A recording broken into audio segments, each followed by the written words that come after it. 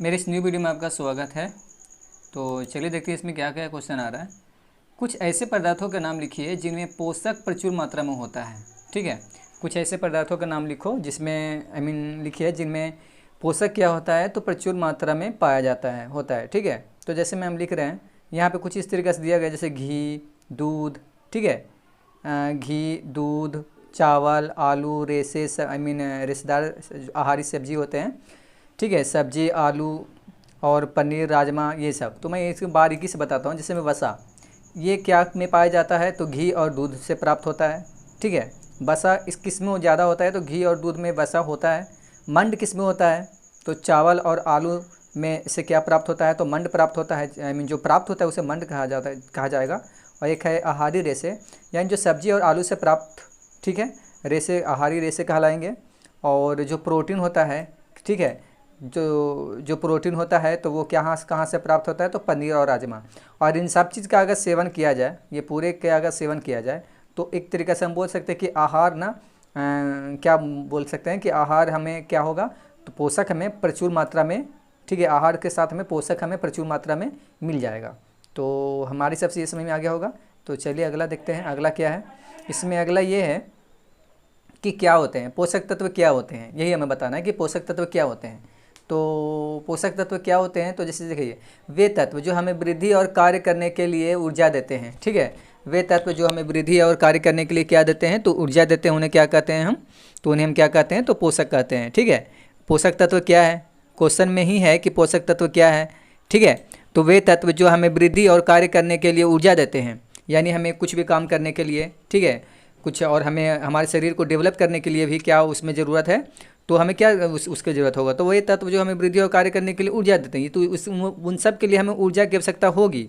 और ये हमें क्या होगा तो यही हमें क्या कहलाएगा, यही क्या कहलाएगा तो उन्हें हम पोषक तत्व कहते हैं। और ये पोषक तत्व किन किन से होगा, किन कहाँ कहाँ से प्राप्त होगा तो इससे पहले मैं ये बताया था, जिसमें ये देखिए, ठीक है, इन सब का अगर सेवन किया जाए, ठीक है, ये सब का सेवन किया जाएगा, दाल, दूध, दही, चावल, ठीक है, आलू, पनीर, ये सब, तो इन सब से हमें क्या होगा पोषक, ये सब में पोषक प्रचुर मात्रा में है, तो इन सब से हमें पोषक की प्राप्ति होगी, जिसके चलते फिर इसके आगे फिर क्या होगा तो हमारे शरीर को डेवलप करने के लिए ये सहायता प्रदान करेंगे। तो ठीक है, नेक्स्ट देखते हैं। अगला में ये है कि पोषक तत्व कहते किसे हैं। ठीक है, अगला क्वेश्चन ये है कि पोषक तत्व कहते किसे हैं, पोषक तत्व क्या होता है, किसे कहते हैं पोषक तत्व।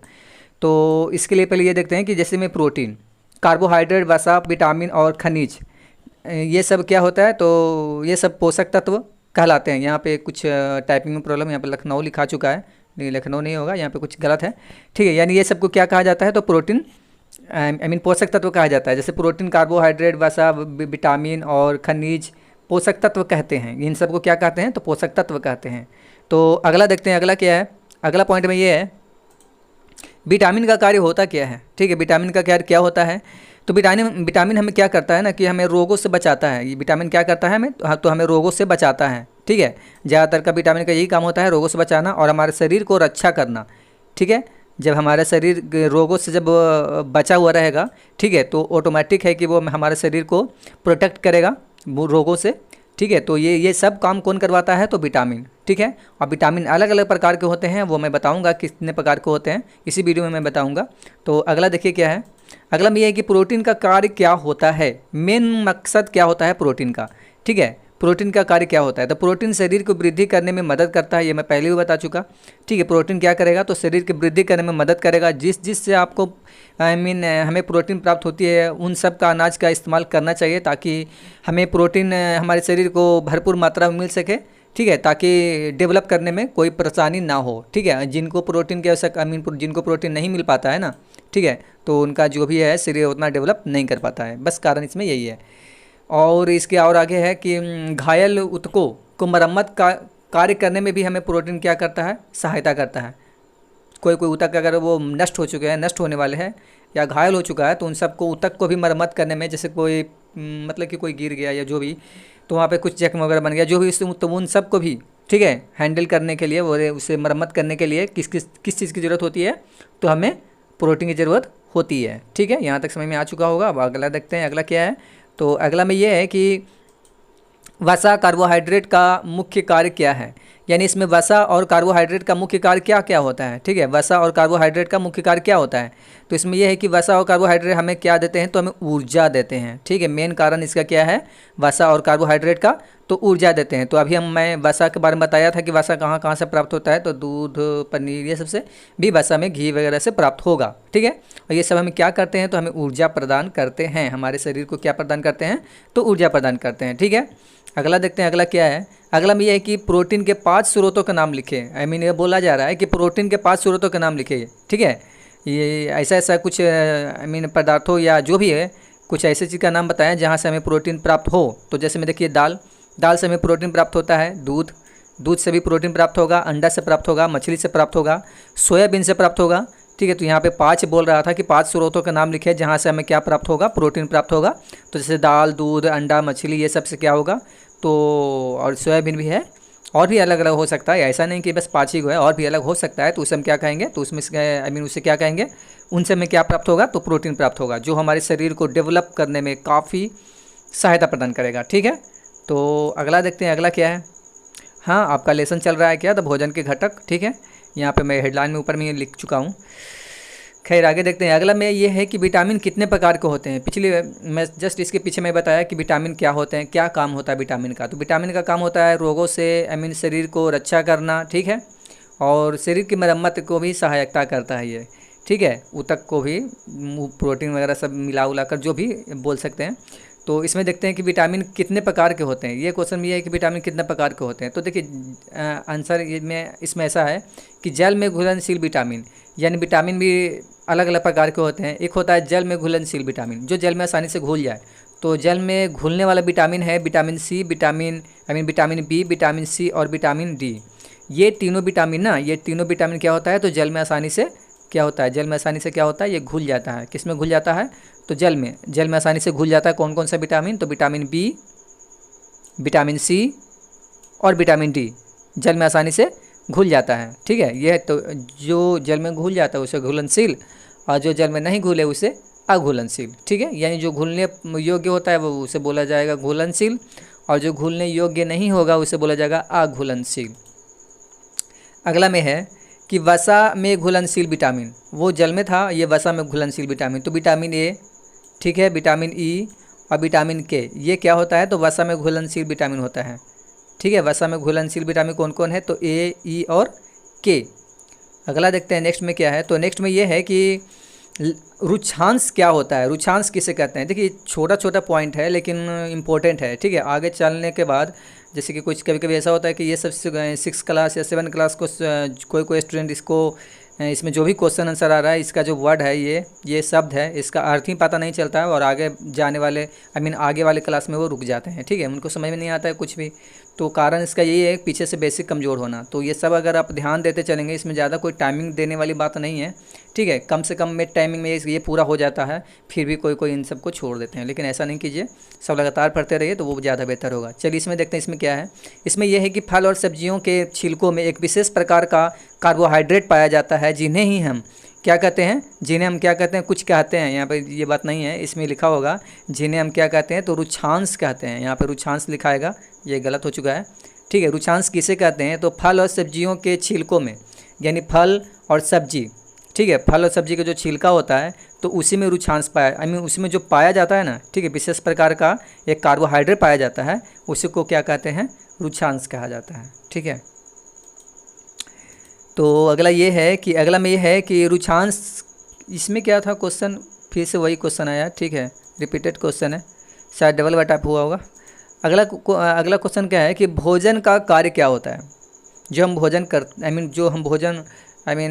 ग्रहण करते हैं, ठीक है, जो हम भोजन ग्रहण करते हैं, खाते हैं, वो उसका काम क्या होता है, ठीक है।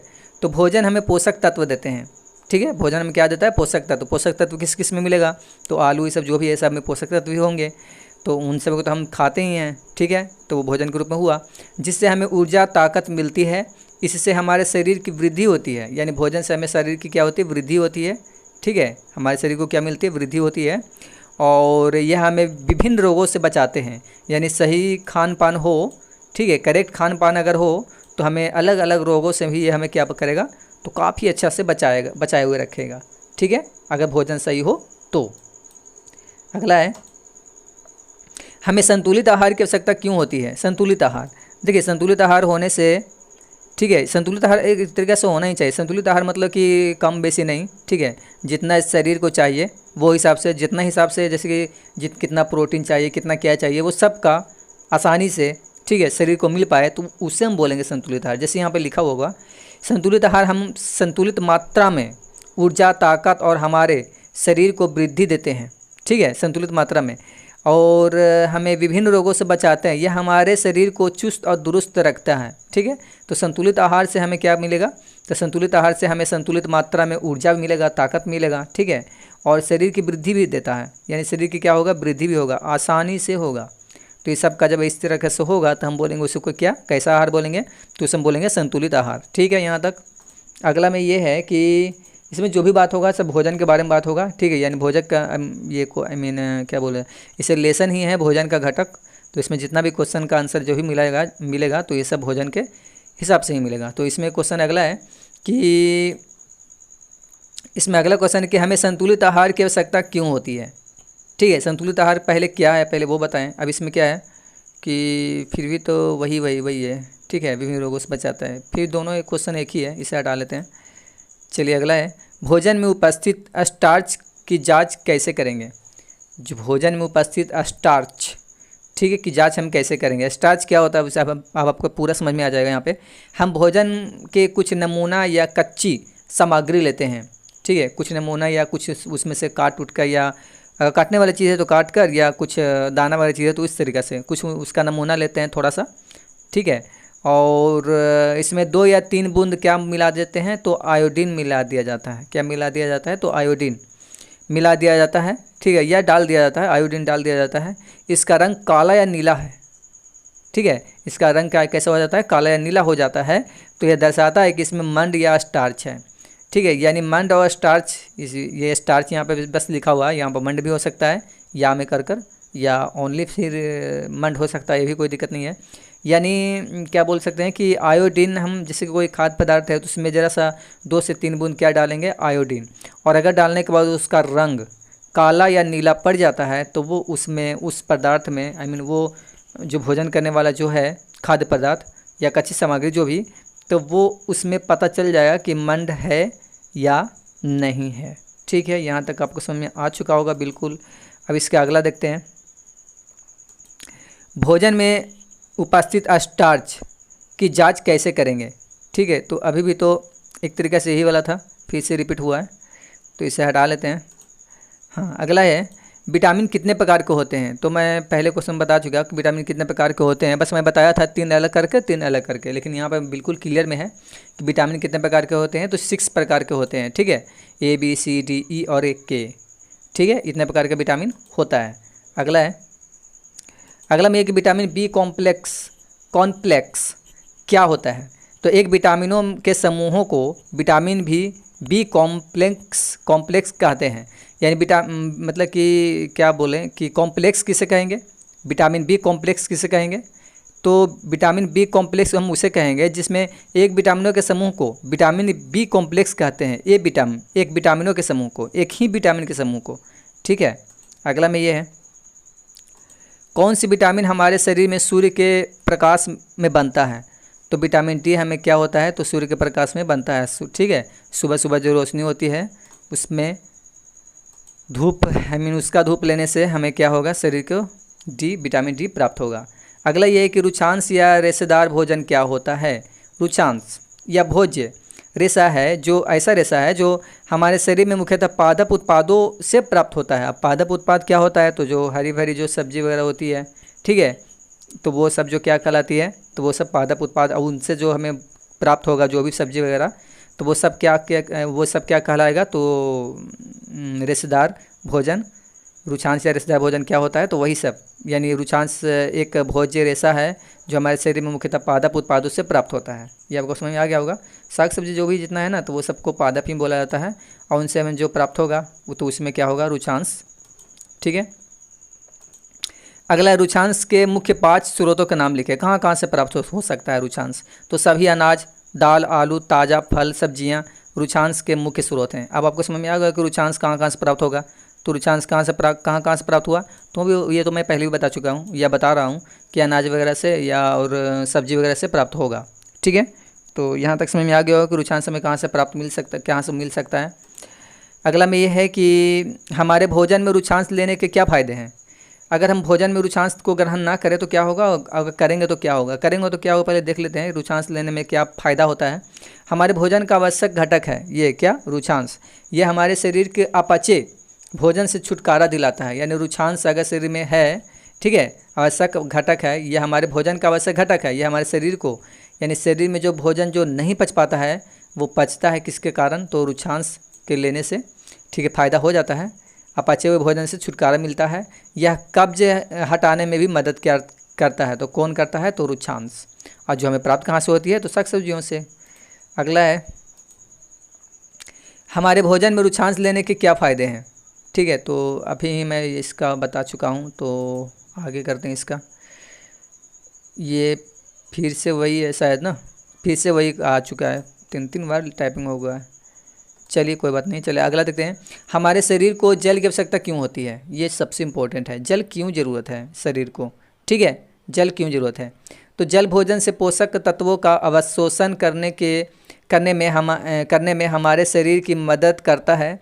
यह हमारे शरीर से दूषित पदार्थ जैसे पेशाब और पसीना को बाहर निकालने में भी मदद करता है। कौन मदद करता है, तो भोजन, क्या बोलते हैं, जल। ठीक है, जल से हमें इतना हमें फ़ायदा होगा, क्या होगा, पसीना बाहर निकलने से शरीर साफ़ होगा। भोजन के पोषक तत्वों का अवशोषण होता है, भोजन में जो पोषक तत्व होता है वो सब पानी के जरिए ही उसका अवशोषण होता है और शरीर को अलग अलग भागों में वो क्या करता है, तो वितरण करता है या पहुंचाता है। संतुलित आहार क्या है, वह आहार जिसमें सभी आवश्यक पोषक तत्व, रुचांश और जल उचित मात्रा में हो, उसे क्या बोलेंगे, संतुलित आहार बोलेंगे। ये सब तो सिंपल है।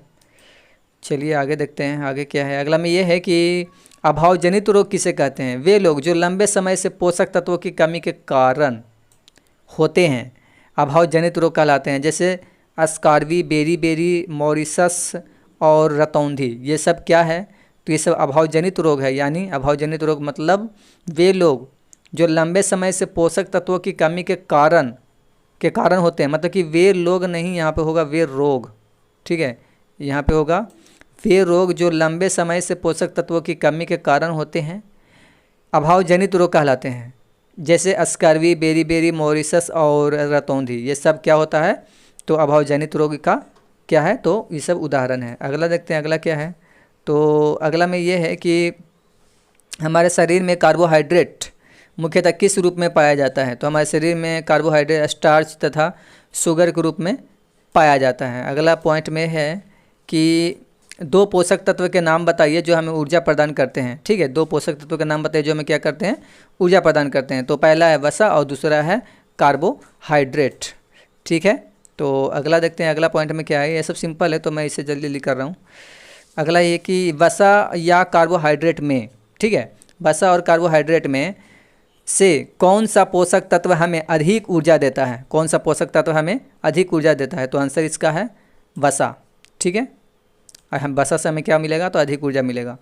अगला ये है किसे पोषक कहा जाता है, तो प्रोटीन युक्त भोजन को क्या कहेंगे, तो पोषक कहेंगे। अगला पॉइंट में है कि कौन सा विटामिन भोजन पकाते समय आसानी से नष्ट हो जाता है, तो विटामिन सी।